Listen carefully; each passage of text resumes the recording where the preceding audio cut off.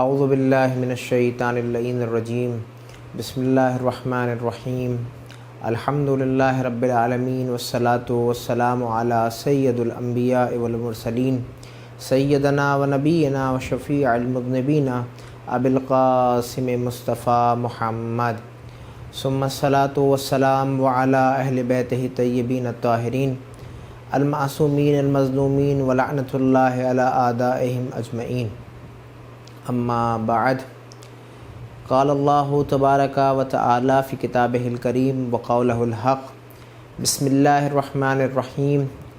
یا ایھا الذین آمنوا اتقوا اللہ وکونوا مع الصادقین. صدق اللہ العلی العظیم. سب سے پہلے میں تمام حاضرین کی خدمت میں اور تمام ویورز کی خدمت میں ولادت باسعادت امام حسن عسکری علیہ الصلاۃ والسلام کی مبارکباد عرض کرتا ہوں اور خداوند متعال کی بارگاہ میں دعا کرتا ہوں کہ بار الہ اس مولود کے طفیل میں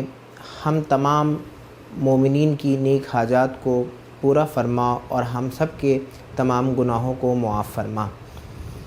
امام حسن عسکری علیہ الصلاۃ والسلام کی ولادت 10 ربیع الثانی کو ہوئی. آپ 11ویں امام شیعوں کے اور مسلمانوں کے کہے جاتے ہیں. امام حسن عسکری علیہ الصلاۃ والسلام کی زندگی کے اوپر اگر ہم غور کریں اور روشنی ڈالیں تو امام حسن عسکری علیہ الصلاۃ والسلام کی اکثر زندگی قید خانے میں گزری. تاریخ یہ کہتی ہے کہ ظاہراً آپ 6 سال امام رہے، جس میں 3 سال آپ نے قید خانے میں گزارے. امام حسن عسکری علیہ الصلاۃ والسلام اپنی اس قید خانے کی زندگی میں بھی تعلیمات اسلامی کو مسلمانوں کے درمیان، لوگوں کے درمیان اور انسانوں کے درمیان عام کرتے رہے.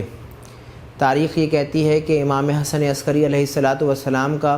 جو دور اور زمانہ تھا وہ بنی عباس کی حکومت کا دور و زمانہ تھا، لہٰذا اس زمانے میں بے حد سختی تھی. کسی کو اجازت نہ تھی کہ وہ امام حسن عسکری علیہ الصلاۃ والسلام سے جا کر کے مستقیماً ملاقات کر لے. لیکن آپ کے چاہنے والے، آپ کے شیعہ اور آپ کے جو نائب تھے وہ کوششوں کے ذریعے سے کسی نہ کسی طرح سے چوری چھپے امام حسن عسکری علیہ الصلاۃ والسلام سے ملاقات کر لیا کرتے تھے. آپ دیکھیے اس زمانے میں اور اس دور میں جو ہمارا کانسیپٹ ہے، جو ہمارا عقیدہ ہے یا جو ہمارا نظریہ ہے کہ ہم یہ مانتے ہیں کہ آج بھی ہمارے 12ویں امام پردہ غیب میں موجود ہیں، لیکن کیونکہ اس وقت ظاہراً امام ہم اپنی نگاہوں سے امام کو نہیں دیکھ سکتے، لہذا امام کے کچھ نائب ہیں کہ جو امام کی نمائندگی کر رہے ہیں، کہ جن کو ہم علماء یا مراجع کہتے ہیں. لہذا یہ کانسیپٹ، یہ چیز خود 11ویں امام کے زمانے سے شروع ہوئی. یعنی خود 11ویں امام کے زمانے میں کہ جب آپ قید خانے میں تھے، جب آپ کو قید کر لیا گیا تھا، تو ظاہراً اس زمانے میں آپ نے کچھ لوگوں کو اپنا نمائندہ بنایا، کچھ چاہنے والوں کو اپنا نمائندہ بنایا کہ جو علم میں، شجاعت میں اور ہر لحاظ سے بہتر تھے. لہذا ان کو مختلف مقامات کے اوپر، مختلف جگہوں کے اوپر، خود عراق میں، ایران میں اور مختلف جگہوں کے اوپر اپنا نمائندہ بنا کر کے بھیجا. اور آپ نے یہ خط لکھا اور یہ پیغام اپنے شیعوں کو اور چاہنے والوں کو ان نمائندوں کے ساتھ بھجوایا کہ اگر کسی شیعہ کو یا کسی چاہنے والے کو کوئی دینی مسئلہ پیش آئے تو وہ ہمارے نمائندے سے رجوع کرے اور اس سے سوال کرے، اس کا جواب ہمارا جواب ہوگا. یعنی اس سے یہ اندازہ ہو سکتا ہے اور اس سے یہ احساس ہم کر سکتے ہیں کہ خود نمائندگی کا جو آغاز ہوا ہے وہ خود 11ویں امام کے زمانے میں ہو چکا تھا، کیونکہ امام خود ظاہراً موجود تھے اور آپ نے اجازت دی تھی. لہذا وہی سلسلہ آج جب امام پردہ غیب میں ہیں تو آج بھی یہی سلسلہ جاری اور ساری ہے. امام حسن عسکری علیہ الصلاۃ والسلام کی زندگی کے اوپر اگر ہم غور کریں تو جس طرح سے دوسرے ائمہ نے اپنے زمانے میں علم کی دعوت لوگوں کو دی، علم کو عام کیا، علم کو لوگوں کے درمیان بانٹا، ٹھیک اسی طریقے سے 11ویں امام امام حسن عسکری علیہ الصلاۃ والسلام نے بھی اپنے زمانے میں اور اپنے دور میں لوگوں کو علم کی دعوت دی، لوگوں کو انسانیت کا سبق اور درس دیا. خود 11ویں امام کے زمانے میں تاریخ یہ بیان کرتی ہے کہ ایک بہت پڑھا لکھا انسان کہ جس کا نام اسحاق کندی تاریخ میں بیان کیا گیا ہے کہ جس نے تحقیق کے بعد، ریسرچ کے بعد اپنے علم کو مکمل کرنے کے بعد ایک کتاب لکھی کہ جس کتاب کا نام دیا التناقض فی القرآن، یعنی قرآن کے اندر تناقض پایا جاتا ہے، قرآن کے اندر اختلاف پایا جاتا ہے، یعنی ایک آیت دوسری آیت سے ٹکرا رہی ہے۔ اس طرح کی ایک کتاب قرآن کے مد مقابل لا کر کے اسحاق قندی نے لکھی، کیونکہ 11ویں امام کا زمانہ تھا، 11ویں امام کا دور تھا، اور لوگوں نے آ کر کے امام سے بتایا کہ اسحاق 20 سال سے اس کتاب کو لکھ رہا ہے اور وہ کتاب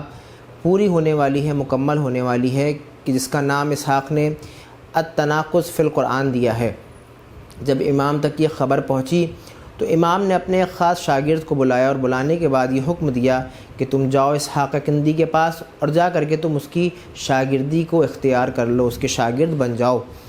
اب شاگرد امام سے یہ سوال کرتا ہے کہ اے فرزند رسول، اس سے کیا فائدہ ہوگا کہ میں جاؤں اسحاق کے پاس اور آپ کو چھوڑ کے اس کی شاگردی اختیار کر لوں؟ امام نے کہا کہ میں خاص نتیجے کے سلسلے میں تم کو اس کے پاس بھیج رہا ہوں، لہذا امام نے اپنے صحابی کو اسحاق کا شاگرد بنانے کے لیے اسحاق کے پاس بھیج دیا۔ وقت گزرا اور ایک دن وہ آیا کہ اسحاق قندی کو اپنے اس شاگرد کے اوپر اعتماد ہو گیا، یقین ہو گیا، لہذا وہ واپس امام کی خدمت میں آتا ہے اور آنے کے بعد کہتا ہے کہ اے فرزند رسول، آپ نے جس مقصد کے تحت مجھے بھیجا تھا میں نے اس مقصد کو پورا کیا، اب میرا استاد اسحاق قندی میرے اوپر پورا اعتماد کرتا ہے، پورا بھروسہ کرتا ہے۔ امام نے کہا بس اب وہ وقت آ گیا ہے کہ جس مقصد کے تحت میں نے تجھے اسحاق کے پاس بھیجا تھا اور یہ کہا تھا کہ اس کی شاگردی کو اختیار کر لے، اب میں یہ تم سے کہنا چاہتا ہوں کہ تم اسحاق کے پاس جاؤ اور جا کر کے اس سے صرف ایک سوال یہ کر لینا کہ جو کتاب تم نے لکھی ہے تناقض فی القرآن، اور جو باتیں اس کتاب میں لکھی ہیں، کیا تم نے قرآن کی آیات کو ویسے ہی سمجھا جیسے خداوند متعال نے قرآن میں اپنی آیات کو سمجھانا چاہا؟ یعنی یہ سوال ایسا سوال تھا کہ جس کو خود وہ امام کا صحابی سمجھ نہیں پا رہا تھا کہ آخر امام کیا سوال کرنا چاہ رہے ہیں۔ سوال کرتا ہے اے فرزند رسول، آپ کیا پوچھنا چاہتے ہیں اسحاق سے؟ امام فرماتے ہیں کہ تم جاؤ اور جا کر کے اسحاق کے سامنے اس سوال کو پیش کر دینا، اسحاق خود سمجھ جائے گا، اور یہ کہنا کہ یہ سوال میرا ہے، یہ مت بتانا کہ میں نے تم سے پوچھوایا ہے۔ لہٰذا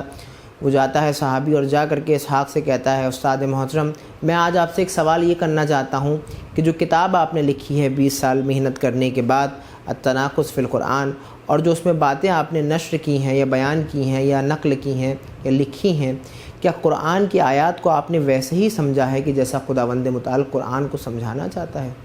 جیسے یہ سوال شاگرد نے اسحاق قندی سے کیا، ایک مرتبہ اسحاق قندی نے شاگرد کے چہرے کو دیکھا اور دیکھنے کے بعد یہ سوال کیا کہ اے میرے شاگرد، تم نے یہ سوال جو مجھ سے کیا ہے آخر یہ کس نے تم سے پوچھوایا ہے، کس نے پوچھا ہے مجھ سے تمہارے ذریعے سے؟ اب شاگرد یہ کہتا ہے کہ یہ استاد میرا سوال ہے۔ کہا یہ سوال تو کبھی میرے ذہن میں نہیں آیا، جبکہ میں تمہارا استاد ہوں، لہذا تم کیسے یہ پوچھ سکتے ہو؟ میں تمہاری صلاحیتوں کو جانتا ہوں، میں تمہارے علم کو جانتا ہوں، یہ تمہارا سوال نہیں ہو سکتا۔ کوئی ایسی علمی شخصیت ہے کہ جس نے تمہارے ذریعے سے اس سوال کو مجھ تک پہنچایا ہے اور پوچھا ہے۔ لہٰذا اس وقت جب اسحاق قندی نے اپنے شاگرد سے یہ سوال کیا اور پوچھا تو پھر امام کے صحابی نے جواب دیا کہ ہاں، میرے آقا اور مولا امام حسن عسکری علیہ السلام نے یہ سوال میرے ذریعے سے آپ سے پوچھوایا ہے۔ لہذا جیسے ہی اسحاق کے لیے یہ بات روشن ہو گئی اور واضح ہو گئی تو اسحاق نے جواب دیا کہ یقیناً وہ فرزند رسول ہیں، وہ آل رسول ہیں، ان کو یہ حق ہے کہ وہ سوال کریں۔ لہٰذا اسحاق نے جو 20 سال محنت کی تھی اور وہ کتاب لکھی تھی، اس کتاب کو فوری طور کے اوپر لے جا کر کے کنویں کے اندر پھینک دیا اور خود بھی کنویں میں کود گیا۔ یعنی امام حسن عسکری علیہ السلام کا وہ علم، امام حسن عسکری علیہ السلام کی وہ صلاحیت اور امام حسن عسکری علیہ السلام کا وہ مقصد کہ جو اپنے شاگرد کو بھیجنے کا تھا وہ پورا ہو گیا۔ کیونکہ امام جانتے تھے کہ اس کتاب کے ذریعے سے بہت سارے مسلمان اور بہت سارے لوگ گمراہ ہو سکتے ہیں اور ان کے ذہن میں شبہات آ سکتے ہیں، لہٰذا ایک سوال کے ذریعے سے امام نے آنے والے مسائل اور مصیبتوں کو ٹال دیا۔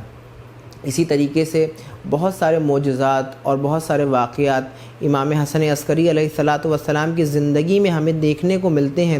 کیونکہ وقت نہیں ہے کہ تمام معجزات اور واقعات کو بیان کیا جائے، لہذا مختصر جو چیزیں ہیں وہ میں آپ کی خدمت میں بیان کرنا چاہتا ہوں کہ جس میں امام حسن عسکری علیہ الصلاۃ والسلام کی زندگی، امام حسن عسکری علیہ الصلاۃ والسلام کے کچھ اقوال اور امام حسن عسکری علیہ الصلاۃ والسلام کی سیرت، یہ تین وہ چیزیں ہیں کہ جو ہمارے لیے اور ہماری زندگی کے لیے بہت اہم ہیں۔ خود امام حسن عسکری علیہ الصلاۃ والسلام کی اگر زندگی کے اوپر غور کریں تو بہت سادگی کی زندگی آپ نے گزاری، چاہے آپ قید خانے میں رہے ہوں یا قید خانے کے باہر رہے ہوں، یعنی 28 سال کی عمر میں آپ اس دنیا سے رخصت ہو گئے، لیکن اس 28 سال کی مختصر زندگی میں آپ نے بہت سارے پیغام اور بہت سارے میسج اپنے چاہنے والوں کو کے لیے چھوڑ گئے اور دے کر کے گئے۔ لہٰذا امام حسن عسکری علیہ الصلاۃ والسلام کی زندگی سادگی کی زندگی تھی دوسرے ائمہ کی طرح سے۔ امام حسن عسکری علیہ الصلاۃ والسلام کا اخلاق بھی دوسرے ائمہ کی طریقے سے اعلیٰ تھا، اور امام حسن عسکری علیہ الصلاۃ والسلام کی جو سیرت کے اوپر اگر ہم بات کریں اور دیکھیں تو امام حسن عسکری علیہ الصلاۃ والسلام نہ فقط اپنے خانوادے والوں کے لیے، نہ فقط اپنے رشتہ داروں کے لیے، بلکہ امام حسن عسکری علیہ الصلاۃ والسلام اپنی زندگی میں ان تمام محتاج لوگوں کا، ان تمام یتیم بچوں کا، ان تمام بیوہ عورتوں کا خیال رکھتے تھے کہ جو در حقیقت میں مستحق تھے اور محتاج تھے۔ لہذا یہ تمام چیزیں کہ جو مختصر الفاظوں میں نے آپ کی خدمت میں بیان کی ہیں، یہ ہمارے لیے قابل توجہ ہے اور قابل غور ہے کہ ہم اپنے امام اور اپنے ائمہ کی زندگی کو پڑھیں، مطالعہ کریں، دیکھیں، اور جو آج سوشل میڈیا کا زمانہ ہے یا دور ہے، ویڈیوز کا دور ہے، لہٰذا اس کو سن کے ہم اپنی زندگی کو ائمہ کی زندگی کے مطابق ڈھالیں، تاکہ ہم سے ہمارے ائمہ بھی راضی ہوں، خدا بھی راضی ہو، اور ہمارے زمانے کا امام بھی راضی ہو۔ والسلام علیکم ورحمۃ اللہ وبرکاتہ۔